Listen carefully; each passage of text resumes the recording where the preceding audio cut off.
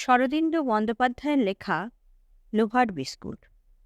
কমলবাবু বললেন, আমি পাড়াতেই থাকি, হিন্দুস্তান পার্কের কিনারায়। আপনাকে অনেকবার দেখেছি, আলাপ করবার ইচ্ছে হয়েছে, কিন্তু সাহস হয়নি। আজ একটা সূত্র পেয়েছি, তাই ভাবলাম এই ছুতোয় আলাপটা করে নিই।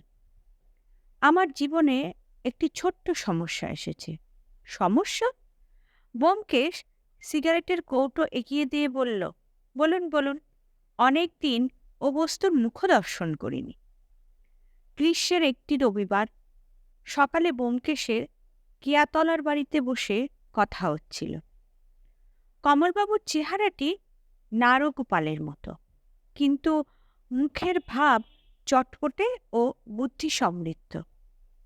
তিনি হাসি মুখে একটি সিগারেট নিয়ে ধরালেন, তারপর গল্প আরম্ভ করলেন। আমার নাম কমলকৃষ্ণ দাস। কাছেই ভারত কেন্দ্রীয় শাখায় ব্যাংকে আমি চাকরি করি। আমি সেখানকার ক্যাশিয়ার। বছর দেড়েক আগে পুরুলিয়া থেকে বদলি হয়ে এখানে এসেছি। কলকাতায় এসে মুশকিলে পড়ে গেলাম, কোথাও বাসা খুঁজে পাই না। শেষ পর্যন্ত একটি লোক তার বাড়ির নিচের তলায় একটি ঘর ছেড়ে দিল। ফ্যামিলি আনা হলো না। স্ত্রী আর মেয়েকে পুরুলিয়ায় রেখে একলা বাসায় উঠলাম। বাড়িওয়ালার নাম অক্ষয় মণ্ডল। বাড়িটি দোতলা, নিচের তলায় দুটি ঘর, ওপরে দুটি ঘর, যাতায়াতের রাস্তা আলাদা। অক্ষয় মণ্ডল দোতলায় একলা থাকে, কিন্তু তার কাছে লোকজনের যাতায়াত আছে। ভারী মিষ্টি লোক এবং মিষ্টভাষী, কিন্তু কি কাজ করে বুঝতে পারলাম না। মাঝে মাঝে আমার ঘরে এসে গল্প সল্প করত, কিন্তু আমাকে কোনো দিন দোতলায় ডাকত না। পড়শিদের সঙ্গেও যাতায়াত ছিল না। আমাদের ব্যাংকে ওর একটা চালু খাতা ছিল। যা হোক, এইভাবে মাস তিনেক কাটার পর একদিন একটা ছুটির দিনে আমার অফিসের একজন সহকর্মী বন্ধুর বাড়িতে রাত্রে নেমন্তন্ন ছিল। ফিরতে রাত হয়ে গেল। বাসায় ফিরে দেখি অক্ষয় মণ্ডল দোতলা থেকে নেমে এসে সিঁড়ির দরজায় তালা লাগাচ্ছে। তার পায়ের দুপাশে দুটি সুটকেস। বললাম, এ কি, এত রাতে কোথায় চললেন? আমায় দেখে অক্ষয় মণ্ডল কেমন হকচকিয়ে গেল। পর সুটকেস দুটো দুহাতে নিয়ে আমার কাছে এসে দাঁড়ালো। একটু গাঢ় গলায় বলল, কমলেশবাবু, আমাকে হঠাৎ বাইরে যেতে হচ্ছে। কবে ফিরব কিছু ঠিক নেই। দেখলাম তার চোখ দুটো লাল হয়ে গিয়েছে। বললাম, সে কি, কোথায় যাচ্ছেন? তার মুখে হাসির মতন একটা ভাব ফুটে উঠল। সে বলল, অনেক দূর, আচ্ছা চলি। আমি অবাক হয়ে দাঁড়িয়ে রইলাম। সে কয়েক পা গিয়ে থমকে দাঁড়ালো। তারপর ফিরে এসে বলল, কমলবাবু, আপনি সজ্জন, ব্যাংকে চাকরি করেন। আপনাকে একটা কথা বলে চাই। 7 দিনের মধ্যে আমি যদি ফিরে না আসি, আপনি আমার পুরো বাড়িটা দখল করবেন। আপনাদের ব্যাংকে আমার অ্যাকাউন্ট আছে। মাসে মাসে 150 টাকা ভাড়া আমার খাতায় জমা দেবেন। আচ্ছা? অক্ষয় মণ্ডল চলে গেল। আমি স্তম্ভিত হয়ে কিছুক্ষণ দাঁড়িয়ে রইলাম। তারপর বিস্ময়ের চটকা ভেঙে খেয়াল হলো, অক্ষয় মণ্ডল তার দোরের চাবি আমাকে দিয়ে যায়নি। সে যা হোক, আস্ত বাড়িটা পাওয়া যেতে পারে এই আশায় মন উৎফুল্ল হয়ে উঠল। মনে হলো অক্ষয় মণ্ডল অগস্ত্য যাত্রা করেছে আর শিগগিরই ফিরবে না। পরদিন সকালে স্ত্রীকে চিঠি লিখে দিলাম, সংসার গুটিয়ে তৈরি থাকো, বাসা পাওয়ার সম্ভাবনা আছে। এরপর আশায় আশায় 2 দিন কেটে গেল। 3 দিনের দিন গন্ধ বেরোতে আরম্ভ করলো। বিকট গন্ধ, মরা পচা গন্ধ আসছে। সন্দেহ হলো, পুলিশে খবর দিলাম। পুলিশ এসে তালা ভেঙে ওপরে উঠল। আমিও সঙ্গে সঙ্গে গেলাম। গিয়ে দেখি বীভৎস কাণ্ড।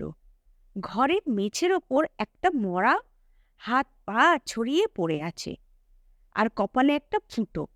সে রাত্রে আমি যখন নেমন্তন্ন খেতে গিয়েছিলাম, সেই সময় অক্ষয় মণ্ডল লোকটাকে গুলি করেছে। তারপর দামি জিনিসপত্র, টাকা কড়ি সুটকেসে পুরে নিয়ে কেটে পড়েছে। দেখতে দেখতে এক পাল পুলিশ এসে দাঁড়ালো, বাড়ি ঘিরে ফেললো। লাশ ময়না তদন্তের জন্য পাঠানো হলো। দারোগাবাবু আমাকে জেরা করলো। তারপর খানা তল্লাশ আরম্ভ হলো। নিরপেক্ষ সাক্ষী হিসেবে পাড়ার এক ভদ্রলোক এবং আমি সঙ্গে রইলাম। খানা তল্লাশে কিন্তু বিশেষ কিছু পাওয়া গেল না। কেবল একটা দেরাজের মধ্যে কয়েকটা লোহার পাত দিয়ে তৈরি কৌটোর মতো জিনিস পাওয়া গেল। সিগারেটের প্যাকেটে রুপোলি তবকের মধ্যে যেমন সিগারেট মোড়া থাকে, অনেকটা সেই রকম লম্বাটে ধরনের তবক, খুব পাতলা লোহা দিয়ে তৈরি, কিন্তু তার অভ্যন্তরের ভাগ শূন্য। দারোগাবাবু সেগুলো নিয়ে চিন্তিতভাবে নাড়াচাড়া করলেন, কিন্তু হালকা লোহার মোড়ক কোন কাজে লাগে বোঝা গেল না। যা হোক, সেদিনকার মতন তদন্ত শেষ হলো, পুলিশ চলে গেল। আমার মনে কিন্তু অস্বস্তি লেগে রইল। ৩-৪ দিন পরে থানায় গেলাম। সেখানে গিয়ে খবর পেলাম মৃত ব্যক্তির পরিচয় জানা গেছে। আঙুলের ছাপ ও অন্যান্য দৈহিক চিহ্ন থেকে প্রকাশ পেয়েছে যে মৃত ব্যক্তির নাম হরিহর সিং, দাগী আসামি ছিল। মাদকদ্রব্য ও সোনার উপর চোরা কারবার করত।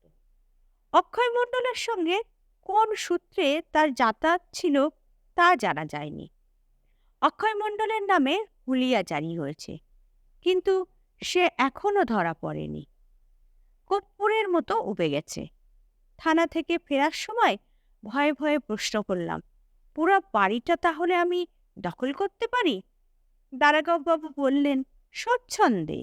আসামি যখন ফেরার হওয়ার আগে আপনাকে তার বাড়ির হেফাজতে দিয়ে রেখে গেছেন, তখন আপনি থাকবেন বই কি।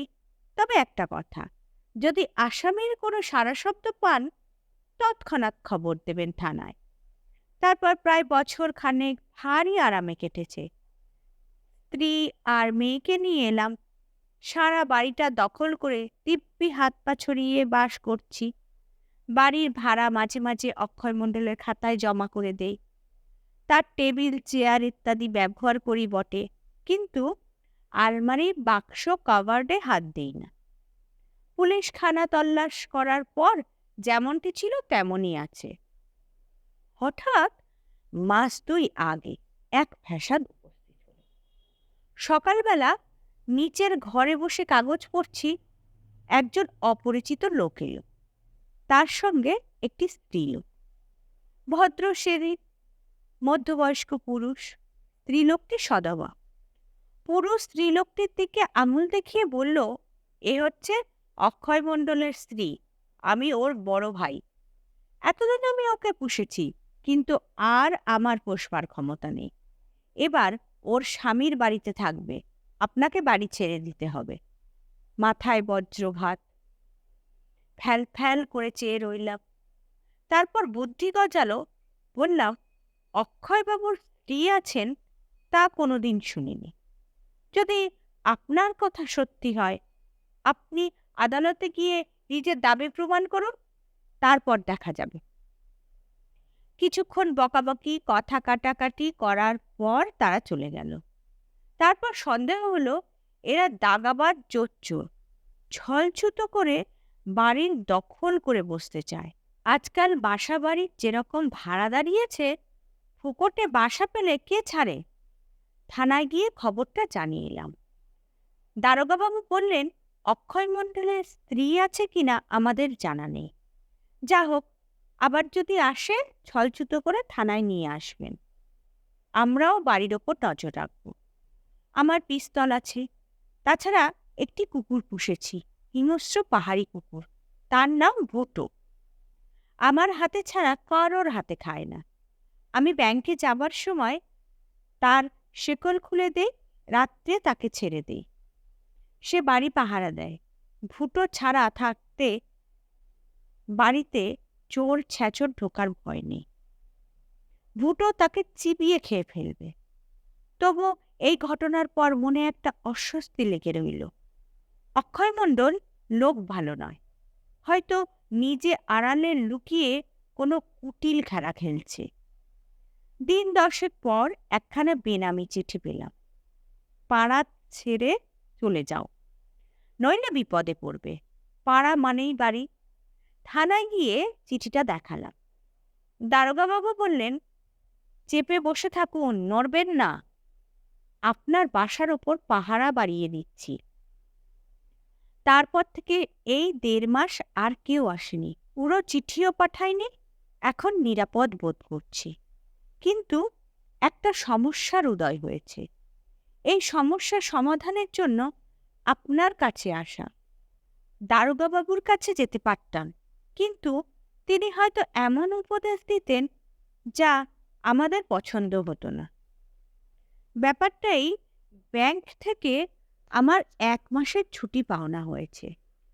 আমার স্ত্রী অনেক দিন থেকে তীর্থে যাবার ইচ্ছে, হরিদ্বার, ঋষিকেশ এইসব। ব্যাংকের একজন সহকর্মীও আমার সঙ্গেই ছুটি নিয়ে কুন্ডু স্পেশালে বেড়াতে বেরোচ্ছেন। আমাকেও তিনি সঙ্গে যাবার জন্য চাপাচাপি করছেন। দল বেঁধে গেলে অনেক সুবিধে হয়। আমার স্ত্রী খুব উৎসাহিত হয়ে পড়েছেন। আমার উৎসাহ কম নয়, কিন্তু যেতে হলে বাড়িতে তালা বন্ধ করে যেতে হবে। ভুটোকেও মাসখানেকের জন্যে একটা কেনেলে ভর্তি করে দিতে হবে। বাড়ি অরক্ষিত থাকবে। মনে করুন, এই ফাঁকে অক্ষয় মণ্ডলের বউ, মানে ওই স্ত্রীলোকটা, যদি তালা ভেঙে বাড়িতে ঢুকে বাড়ি দখল করে বসে, তখন আমি কি করব? অক্ষয় মণ্ডলের এই মৌখিক অনুমতি ছাড়া আমার তো আর কোনো হক নেই। তবে আমি দখলে আছি, আমাকে বেদখল করতে হলে ওদের আদালতে যেতে হবে। কিন্তু ওরা যদি দখল করে নিয়ে বসে, তখন আমি কোথায় যাব? এই আমার সমস্যা, নিতান্তই ঘরোয়া সমস্যা, আপনার নিরীক্ষার উপযুক্ত নয়। তবু রদ দেখা কলা বেচা দুইই হবে। মতলবে আপনার কাছে এসেছি। এখন বলুন, বাড়িখানা রেখে আমাদের তীর্থযাত্রা করা উচিত হবে কিনা? ব্যোমকেশ খানিকক্ষণ গালে হাত দিয়ে বসে রইল। শেষে বলল, আপনাদের তীর্থযাত্রায় বাধা দিলে পাপ হবে। আবার বাড়িটা বেহাত হয়ে যাওয়াও বাঞ্ছনীয় নয়।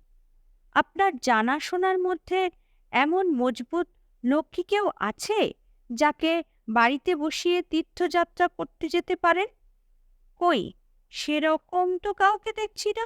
সকলেরই বাসা আছে, যাদের নেই তাদের বসাতে সাহস হয় না। শেষে খাল কেটে কুমির আনবো? তাহলে চলুন, আপনার বাসাটা দেখে আসি। ব্যোমকেশ উঠে দাঁড়ালো। কমলবাবু উৎফুল্ল চোখে চাইলেন। যাবেন? কি সৌভাগ্য! চলুন চলুন, বেশি দূর নয়, একটু বসুন। বেশি দূর না হলেও রোদ বেশ কড়া, একটা ছাতা নিয়ে আসি। ব্যোমকেশ ভিতরে গিয়ে ছাতা নিয়ে এলো। ছাতাটা ব্যোমকেশের প্রিয় ছাতা, অতিশয় জীর্ণ, লোহার বাঁট এবং কামানিতে মরচে ধরেছে। কাপড় বিবর্ণ এবং বহু ছিদ্রযুক্ত।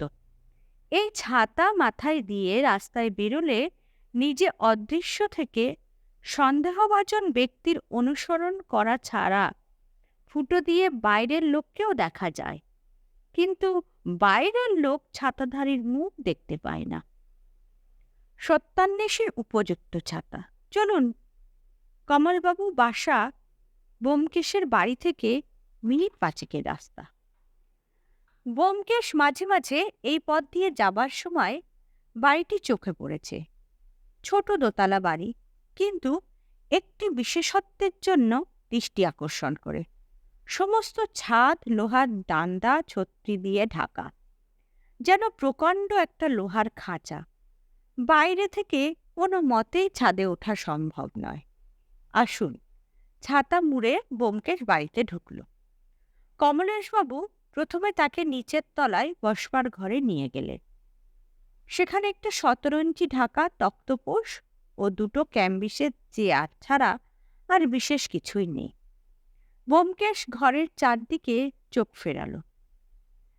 সে যেন একটা সূত্র খুঁজছে, কিন্তু এই নগ্নপ্রায় ঘরে কোনো অঙ্গুলি নির্দেশ পাওয়া গেল না। সে বলল, নিচের তলায় আরেকটা ঘর আছে না? আছে, ঘরটা অক্ষয় মণ্ডলের আমলে ব্যবহার হতো না, আমি ওটাকে রান্নাঘর করেছি, দেখবেন? দরকার নেই, আপনার স্ত্রী বোধহয় এখন রান্না বান্না করছেন। চলুন ওপরতলাটা দেখে আসি। চলুন। ঘরের লাগোয়া একটা সরু বারান্দার শেষে উপরে ওঠার সিঁড়ি। সিঁড়ির মাথায় দরজা। দরজার মাথায় ওপরকার দেয়ালে ঘোড়ার খুরের নালের মতন লোহার একটা জিনিস 3টে পেরেকের মাঝখানে আটকানো রয়েছে।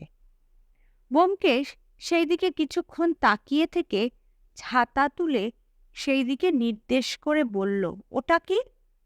ওটা ঘোড়ার নাল। বিলিতি কুসংস্কার অনুযায়ী দোরের মাথায় ঘোড়ার নাল টানিয়ে রাখলে নাকি অনেক টাকা হয়। ব্যোমকেশের ছাতার ডগা ঘোড়ার নালে আটকে গিয়েছিল। সে টেনে সেটা ছাড়িয়ে নিয়ে বলল, এটা আপনি লাগিয়েছেন নাকি? না, অক্ষয় মণ্ডলের আমল থেকেই আছে। ব্যোমকেশ ঘোড়ার নালের দিকে তাকিয়ে কেমন যেন স্বপ্নাচ্ছন্ন হয়ে পড়ল। কমলবাবু বললেন, ভিতরে আসুন। ঘরের ভিতর কমলবাবুর 10 বছরের মেয়ে মাদুর পেতে বসে লেখাপড়া করছিল। তার কাছে মাদুরের বাইরে একটা ভীষণ দর্শন কুকুর থাবা পেতে বসেছিল। ব্যোমকেশের পানে মণিহীন নীলাভ চোখ তুলে চাইল। কমলবাবু বললেন, খুকু, যাও তোমার মাকে চা তৈরি করতে বলো, আর কিছু ভাজাভুজি। ব্যোমকেশ একটু আপত্তি করল, কিন্তু কমলবাবু শুনলেন না। খুকি নিচে চলে গেল, ভুটো সঙ্গে সঙ্গে গেল। অতঃপর ব্যোমকেশ ঘরটি চক্ষু দিয়ে সমীক্ষা করল। বলল, এ ঘরে অক্ষয় মণ্ডলের কোনো আসবাব আছে? কমলবাবু বললেন, ছিল, আমি পাশের ঘরে নিয়ে গিয়েছি। খাট এবং একটা দেরাজওয়ালা টেবিল আর একটা আলমারি। এই যে। পাশের ঘরটি অপেক্ষাকৃত বড়, জানলার দিকে খাট, অন্য কোণে টেবিল। ব্যোমকেশ টেবিলের কাছে গিয়ে বলল, সেই যে পুলিশের খানা তল্লাশের লোহার মোড়ক পাওয়া গিয়েছিল, সেগুলি কি পুলিশ নিয়ে গিয়েছে? একটা মোড়ক পুলিশ নিয়ে গিয়েছিল, বাকিগুলো দেরাজে আছে। কমলবাবু নিচের দিকের একটা দেরাজ খুলে বললেন, এই যে। দেরাজের পেছন দিকে কয়েকটা মোড়ক পড়েছিল। ব্যোমকেশ একটা বের করে নেড়েচেড়ে দেখল। আকৃতি প্রকৃতি সিগারেটের প্যাকেটের অভ্যন্তরস্থ তবকের মতোই বটে। সেটা রেখে দিয়ে সে হাসি মুখে বলল, ভারী মজার জিনিস তো।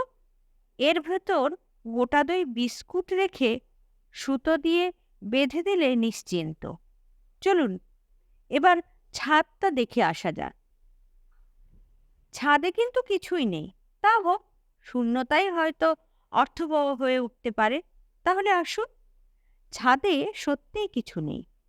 লোহার ঘেরাটোপে ঢাকা ছাদটা বাঘের শূন্য খাঁচার মতন দাঁড়িয়ে আছে। এক কোণে উঁচু পাদপীঠের ওপর লাল রঙের চৌবাচ্চা। এই চৌবাচ্চা থেকে বাড়িতে কলের জল সরবরাহ করা হয়। ব্যোমকেশ ছাদের চারিদিক সন্ধিৎসুভাবে পরিক্রমণ করে বলল, ছাদটা আপনারা ব্যবহার করেন? কমলবাবু বললেন, বেশি গরম পড়লে ছাদে এসে শুই, বেশ নিরাপদ জায়গা, চোর ঢুকবে সে উপায় নাই। চলুন। আমার দেখা শেষ হয়েছে। নিচে নেমে এলে পর খুকু এসে বললে, বাবা, বসবার ঘরে চা দিয়েছি। নিচের তলার ঘরে পাঁপড় ভাজা ও বেগুনি সহযোগে চা পান করতে করতে ব্যোমকেশ বলল, থানায় যে দারোগাবাবুর কাছে আপনার যাওয়া আসা আছে, তার নাম কি? কমলবাবু বললেন, তার নাম রাখাল সরকার। ব্যোমকেশ মুচকি হাসলেন। চা শেষ করে সে ছাতা নিয়ে উঠে দাঁড়ালো। আচ্ছা, আজ তাহলে উঠি। কমলবাবু বললেন, কিন্তু আমাদের তীর্থযাত্রার কি হবে? যাওয়া উচিত হবে কিনা? কিছু বললেন না তো। নিশ্চয়ই তীর্থযাত্রা করবেন। কবে থেকে আপনার ছুটি? সামনের শনিবার থেকে। তাহলে আর দেরি করবেন না, টিকিট কিনে ফেলুন। কোনো ভয় নেই, আপনার বাসা বেদখল হবে না। আমি জামিন রইলাম। আচ্ছা, চলি। তাই নাকি? ধন্যবাদ ব্যোমকেশবাবু। চলুন, আপনাকে বাড়ি পৌঁছে দিয়ে আসি। ব্যোমকেশ বলল, তার দরকার নেই, আমি এখন থানায় যাব। খানের সঙ্গে ষড়যন্ত্র করতে হবে। শনিবার সকালবেলা কমলবাবু বাসা থেকে পুলিশের পাহারা তুলে নেওয়া হলো। কমলবাবু ভুটোকে একটা কেনেলে রেখে এলেন। পুলিশ ছাড়াও অন্য একটি পক্ষ বাসার ওপর নজর রেখেছিল। তারা সব লক্ষ্য করল। এখানে প্রথম পর্বের সমাপ্তি হলো। আগামী পর্বে চোখ রাখুন শোনার জন্য। আমন্ত্রণ রইল।